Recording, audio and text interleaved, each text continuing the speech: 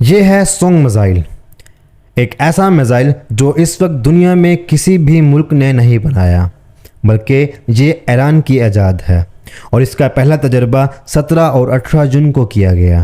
یہ میزائل خاص طور پر اس لیے ڈیزائن کیا گیا ہے کہ یہ کسی بھی ایئر ڈیفنس سسٹم کو چکما دے سکے اور 100% درستگی کے ساتھ اپنے ہدف کو نشانہ بنائے۔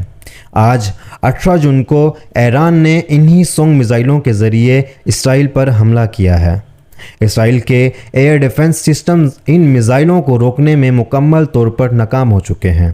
انہیں سمجھ ہی نہیں آ رہا کہ یہ میزائل کس مقام پر جا کر گریں گے، کیونکہ جب یہ ہدف کے قریب پہنچتے ہیں تو وہاں سے یہ سوئنگ ہونا شروع ہو جاتے ہیں، یعنی چکر دار انداز میں گھومتے ہوئے حرکت کرتے ہیں، جس سے ایئر ڈیفنس سسٹم اس کی رفتار اور سمت کا اندازہ نہیں لگا پاتا۔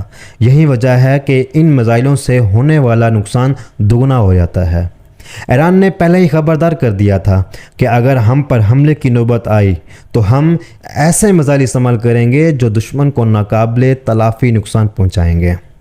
اب وہی سونگ میزائل استعمال ہو رہے ہیں اور یہ کتنی بڑی تعداد میں موجود ہیں، اس حوالے سے ایران کی جانب سے کوئی باضابطہ اعلان تاحال سامنے نہیں آیا۔